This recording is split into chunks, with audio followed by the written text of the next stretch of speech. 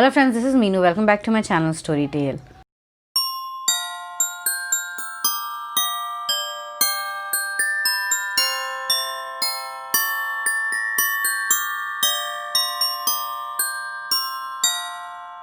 So I'm back with the reviews of the books that I've read around this holiday season. Like I've said in my Christmas TBR video, there are so many books that I wanted to read. The whole vibe around Christmas is just so nice. I just love the whole feel of it. Everyone is like in a Christmas mood. Everyone is kind of happy. Everyone is trying to bake cakes and everything. I just love the whole vibe of it. The Christmas trees, decoration, everything that comes with Christmas. I just love, and I just love to read a book around Christmas because it just feels so nice to pick up a book and be warm and cozy in my blanket. I just love it. I just love the whole feel of it. In my Christmas TBR, I picked up 7 books that I wanted to read around or during Christmas, and to be honest, it was a lot of pressure on myself because reading 7 books for just one Christmas theme was too much, and I still had so many other books that I wanted to do review on, and that was just too much pressure on me. I just took a lot.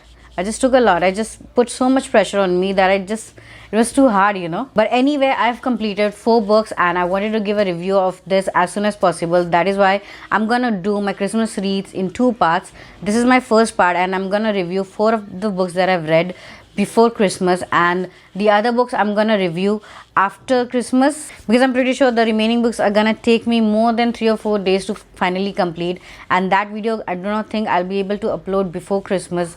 That will be out after the Christmas, but I'm confident that I'm gonna be able to complete it before Christmas or on the Christmas. I am gonna put myself up for it, and I'm pretty sure I'm gonna do that because I am that determined. So now, without wasting any more time, let's see what are the books that I've read for the holidays. So the first book that I picked up for my Christmas read was The Christmas Pact by V. Kellen and Penelope Ward. This is a light-hearted read. It is not trying to be something that it was not. It was more of a Hallmark movie kind of a book. It was a very light read. It did not put too much pressure on me, and it was also a short read. It did not take much of my time. The story revolves around Riley Kennedy and Kennedy Riley. Both share almost the same name. That is why their meals gets mixed up, and that is how they meet, and that is how their whole journey starts. Riley is more like a shy girl, and she's not out into the world so much, and all her siblings are overachievers, and that is why she thinks that her mother is a little bit disappointed at her because every one of her siblings are doing so good, and she thinks that she is not good enough for her mother, and she also does not have any boyfriend, so even her love life was not to where her mother wants it to be. That is why she's a little bit disappointed. Kennedy read the same thing on her mail that was sent to him by mistake because of the name that they share, and after that he decides to help her and be her fake boyfriend for the holiday seasons. Of course, this is the same kind of story that we have read for many generations. I think there's a fake boyfriend, there's a fake girlfriend, and both of them find some similarities between them. They start to fall in love with each other and end up happily ever after. I'm not trying to spoil it for you, but of course you know the ending, you know everything about it. There's nothing new there, but this is not also a very bad read. I really actually enjoyed it. I think it was perfect for this season. I think it was perfect for the whole feel of it. It was not trying to be more than what it was, and I like that. It knew that what kind of book it was. I like the all characters. I like both Rileys. That is why I'm gonna give it 3 stars because it was a sweet read. It was an okay read. The second book that I picked up walks the same ground. Both of them have similar kind of story, and the book is Mr. Right Now by Annabeth Albert. This is again a very light-hearted and a very short read. This is also not trying to be something that it is not. It is a very short read. It will not take too much of your time. The story is about Russ and Esteban. Russ is an ex-marine and he has just been through a breakup, and just before his family was coming to visit him for the holidays, he did not want to ruin the holidays for his parents, and he did not want to disappoint them around the holidays, and that is when Esteban steps up and help him by becoming his fake boyfriend. After that, of course, the sparks fly between them, the chemistry starts to happen, and both of them start to fall for each other slowly and steadily. Even the book is short, but you do not feel that their chemistry was rushed. Both of these characters are fleshed out better than the characters in the Christmas Pact. That is why it is a little bit better.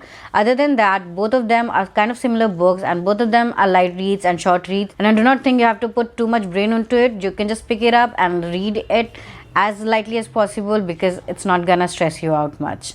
As it holds the same place as Christmas Pact, I'm gonna give it 3 stars again because this book again was not trying to be something else, and it was a light Christmas read, and it is something that you can pick up for the holidays. The third book that I picked up was In a Holidays by Christina Lauren. I have kind of strong feelings about this book. Because this book was hyped up so much by other booktubers, I kind of started to dislike it while I read it. This book was so disappointing and so boring that I just could not keep up. I started it, and most of the time I was kind of screaming that pick up the pace, do something, something must happen, but nothing actually happens. It has a very interesting premise. It was supposed to be about this time loop that May gets stuck into, and she goes into this time loop where she finally finds what makes her happy. But after 2 or 3 times that she gets stuck in this time loop where she has to relive the holidays over and over again, nothing happens after that. I mean, the last time that she gets stuck, after that it did not happen, and the first 3 or 4 times was in, like, guess 20% of the book, and after that did not happen at all. I think the author kind of forgot about it. I like Christina Lauren. I like her books. I mean, this is the first time I picked up, but still I liked her writing and liked the way she wrote. But this story does not make any sense to me. It did not have any kind of conflict in it. I mean, it started with a conflict, but it did not continue. And the main character, May, I think she was more like a child stuck in a woman's body, I guess, because she's supposed to be 26 years old, but she acts like she's a teenager. She's obsessed with Andrew. For what reason, I do not know. He's just a perfect boyfriend. He cannot do anything wrong. There's not much arc to his story, and even other characters, there were so many in it. Those characters were not fleshed out. Except for May, I do not think anyone have any kind of development in this book, and even May is just very annoying and very childish, to be honest. By the synopsis of it, I thought this was gonna be a kind of a triangle. There would be some kind of inclusion of Theo, who is also brother of Andrew, and there would be some kind of conflict around that, but there was nothing like that. She did not feel anything for Theo, and he was not there in the book at all. It was just May and Andrew, and it was kind of boring because I did not like their chemistry. There was no conflict, no nothing at all, except for them making out and everything. There was nothing much to the story, and even the time loop in the book, it did not play any role, and it did not make any sense in this book. So for me, this was not a good read. Yes, it was a Christmassy read because the whole vibe of it, the tradition of Christmas and the cabin and everything does give you a holiday vibe, and I like that. That was the only part that I liked about the book. Other than that, this book was not worth my time. And the hype around it, why people like it, I do not understand. There's a booktuber that I like, Emma, and I was kind of hoping that she does not go into the same list where just she hypes about a book which is not good. And she did not disappoint me. Even she did not like this book as much. She also said the same thing that I'm saying right now, and I'm kind of glad of it because I like her and did not want to be disappointed by her. She gave it a 3 read, but I'm gonna give it 2 read because I'm more disappointed by this book. The final book in the first part of my Christmas read is A Warm Heart in Winter by J.R. Ward. If you have been watching my videos, you know how much a big fan of J.R. Ward I am. I love her Black Dagger Brotherhood series. I am in love with her. I love all her books, and of course I was not going to miss this one, especially around this season, because I thought this was around Christmas, and it is around Christmas, but this is not book that I'm going to recommend reading around Christmas, because this book is kind of going to make you sad, except for the ending. But other than that, this book is a little sad. This book, of course, has my favorite characters, Quinn and Blay. I love both of them. I have loved them since forever, and I love their chemistry. I love their romance and everything about them. But this book is kind of sad, and especially for Quinn. And I was really sad reading this book because Quinn has been through so much already, and now this happens to him. Something that I cannot talk about because I do not want to give any spoilers in this video. And I just felt so bad for him, and even Blay, because he has to keep up with all him, and he was also sad because Quinn was sad and everything that happened.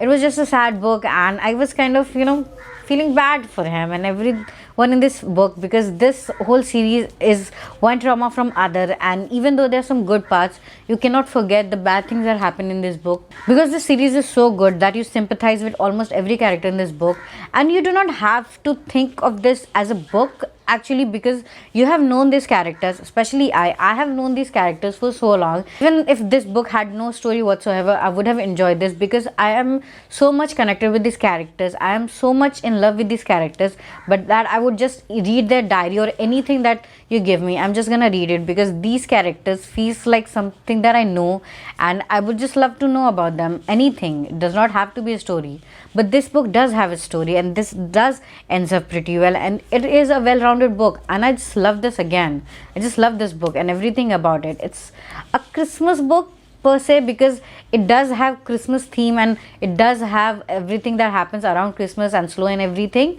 But other than that, I do not think that you should read this for Christmas. Read this book, of course you should, but if you do not want to be down during the Christmas, do not read it, because it's a sad book. It is a sad book. I cannot tell you more about the story because I do not want to ruin it for you, but I can tell you that if you love Quinn and Blay, and if you love Zazist or Sadist, I do not know how to pronounce that name, I'm sorry, I love him but I cannot pronounce his name. If you love these characters, you're gonna love this book because there are lots of it in him. And Sadist being an awesome character in this book, the way that he deals with his trauma that he has been through, his past trauma which defines him, kind of the way that he's trying to get out of it. There is this amazing scene in this book where Zadis talks to Mary, who is also Hollywood's wife, and she is kind of a counselor sort of. So she advises him about pain, and he talks about his pain, and that even though he's trying to forget it, he cannot, because that is a part of him and he's trying to overcome his past and things that he has been through, but it is kind of difficult. And the way the whole scene turns out, and the way he talks, and the way Mary makes him understand, that whole scene is so good, and you're just gonna feel that for his character, and not just his character, about the real pain that we feel in reality in our life. And I think that is a great scene, and I think everyone should read it. And I of course recommend this book so much because this is something that you should read, but read it after the holidays. Please do it after the holidays. Just read it after the holidays. Okay, so of course this was a perfect book for me. I love this book.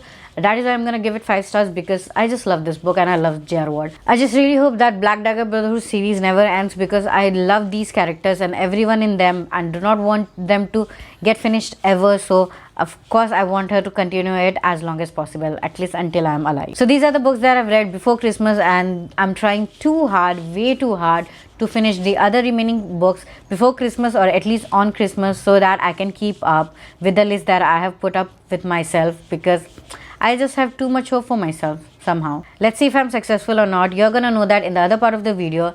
And before that, do not forget to tell me what you thought of this video, and do not forget to comment down below what are the books that you're gonna read for your Christmas holidays. And of course, do not forget to subscribe and click on that bell icon if you wanna get notified of my videos. Until then, enjoy the holidays and wish you a Merry Christmas.